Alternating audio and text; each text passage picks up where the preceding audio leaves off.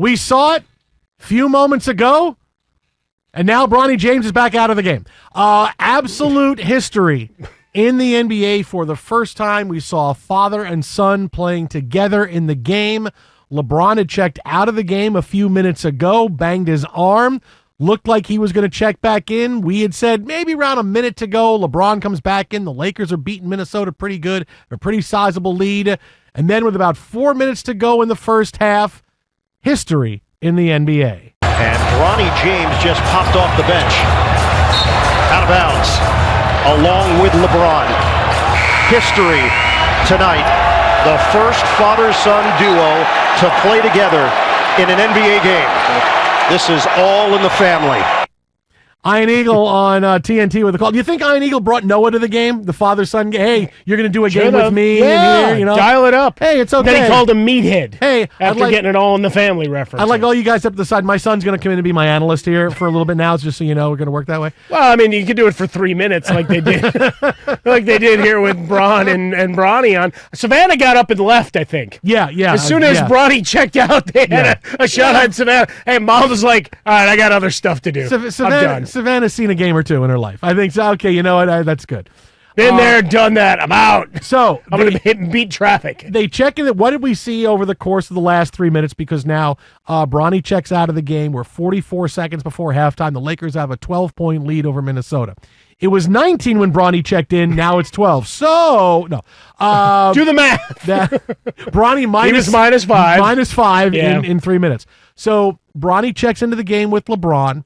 And there was a sequence in the very, very first possession. LeBron takes a three. It doesn't go. Next time down the floor, Bronny was on the right side of the floor. Looked like he was trying to hang behind the arc. LeBron took a three, missed it. Bronny sneaks in behind everybody, goes up for a putback and just misses. But he gets in behind everybody and gets a pretty good look at a grab and a putback, and it just bounces off the rim. Next time down the floor, LeBron passes to Bronny. Looks like they were running a little two-man game, maybe a little pick and roll. But Bronny comes around, gets the ball back to LeBron. Shot clock was winding down. That was a really bad two-man game there. That was very clunky. What do you want me to do, Dad? What do you want me to do, Dad? Even though LeBron put a crushing pick on the defender that was stepping out. I mean, that was a football block. Bronny passed it back to LeBron at the end of the shot clock. LeBron missed a three.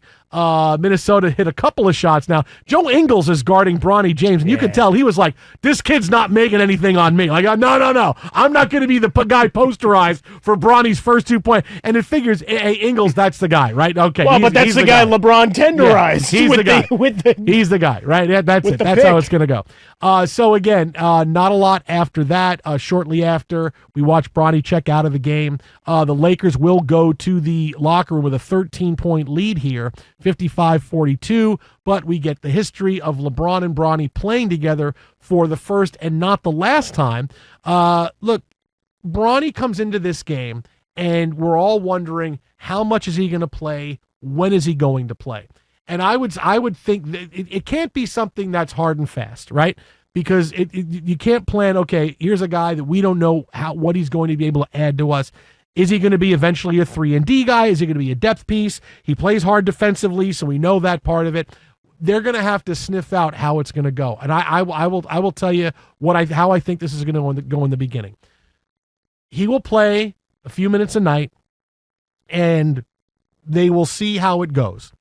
And if it looks like he belongs on the court, even for short sprints, because it's not like, well, you got to play him and get, no, this is how it works in the NBA. You see limited minutes, and it's not like, oh, well, he needs time, he needs at-bats. No, he doesn't. He doesn't need reps. This is how it works in the NBA. You play the minutes that you are good with playing, that you can continue to add to the team with.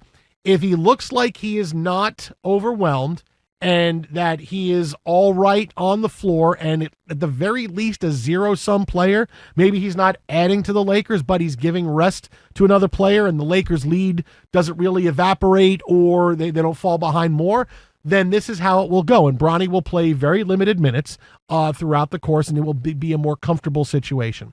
If Bronny isn't moving, if he's not what the Lakers need him to be, the decision will be made for him because LeBron knows, hey, as much as, look, I want Bronny to play here, I can't have this where it looks like the team is going to have a mutiny against me because my son is playing when he shouldn't be and other guys should be playing other minutes.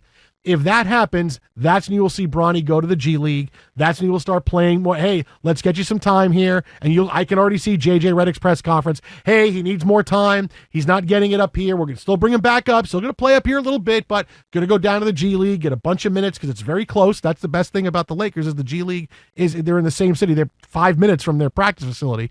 So it's a pretty easy thing for the Lakers to do that. So they're going to kind of feel this out. But that's kind of how I see this going. You saw the way he played there. Look, Minnesota didn't go on an unbelievable run. They didn't take advantage of him defensively. They weren't blowing by him. They weren't using him and getting buckets. He wasn't someone that on offense gummed anything up. So as long as he is playing and he is not hurting them and he's able to give rest to some players for just a couple minutes here at a time, he will continue to see this kind of action. 3 minutes here at a time. He'll play with LeBron. Sometimes he'll play without LeBron. And that's how it's going to go.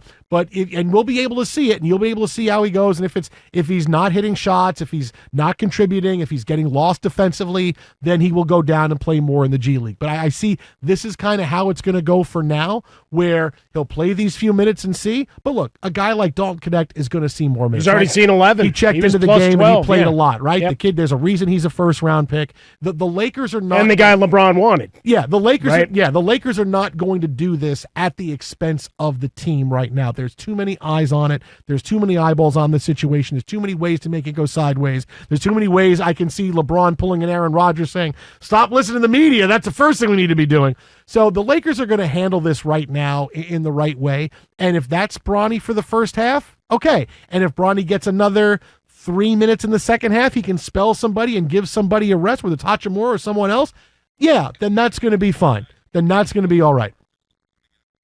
No, so, first half, he gets his 3 minutes. He missed 2 shots, right? He had the putback, and then he missed the 3-point shot. You had that gummed-up little two-man game, isolated thing, nerves, whatever, and Ingles wanting to be the guy to give up the first points, as we discussed. But, you got 2 weeks before you have to make a decision, right? G League's still a couple of weeks away. So, to start a season, it's an 82-game marathon, just like I tried talking you off the ledge an hour ago as you were canceling the NBA season. I don't know what the hell you were looking forward to. Mets just went home. The Jets stink. Yeah. Syracuse basketball. Well, wait. Syracuse football, we're playing the biggest ACC game of the year on Thursday night. Thursday we got that. Yeah. Tonight was that Miami Vice game, but Thursday you've got that. Go ahead, bring them up. I'll let you bring them up. Bring them up tonight. Bring them up tonight because they gave up 11,000 3-pointers. Bring them up. Go ahead. Bring them up real fast. I already said it. Oh, okay. I just want to make sure. I already said. All right. You wanted to cancel basketball. All right. Yeah. I don't know what you were advancing to. No, we don't need right, the Mets need some time off, and they need to retool, and they need to figure out how they're going to get $700 million to pay Juan Soto. All of those things still have to happen. But for tonight and for the next 2 weeks, you can give a few minutes here and there. The Lakers' season is not going to be won or lost in these first 2 weeks. Right, we're talking the long game here. It's really all about whether LeBron and AD are healthy. Then you're fighting for the back end, maybe middle of the Western Conference, playoff picture if things break right. And Knecht is the guy that they think he could be as a scorer. Hachimura has been fantastic to open this game. Maybe jumping off a little about what he did the end of last year into his time with the Olympics before he got thrown out. All of those things, because he was playing really well, right? And found his space, right? Guy finally, we expect guys to become superstars immediately, bounce around a little, find his place. But for Bronny James, at 5 minutes a night, you can steal 5 minutes a night, 3 minutes a night, whatever. Get guys rest, extend the bench. He and LeBron, he gets his minutes in front of the big crowd, and you get whatever nerves are off. But eventually he's going to need regular minutes. Like I would, disagree in just keeping him there if he's only going to play sparingly, right? To where, in this case, he checks in because they had a massive lead. Now, it was a plan to get him in, but it just so happened you also had a 19 point lead. It's going to be a game-to-game thing. There's going to be times when he doesn't play, and that's going to be okay. He's already played in the first game. They got it out of the way, And if this is how it's managed, okay, because sometimes guys play 3 to 8 minutes a night, and that's what certainly the roster is big enough. DNPs, that's coaches' how it's decisions, go. absolutely. But it's game to game. It's game to game, and if they see that somebody else should be getting these 6 minutes, they'll understand. And Bronny will go down and play in the G League, and he'll kind of bounce back and forth. I would imagine that's long. Exactly the plan, right? Yeah. I mean, you got 2 weeks before they start the G League.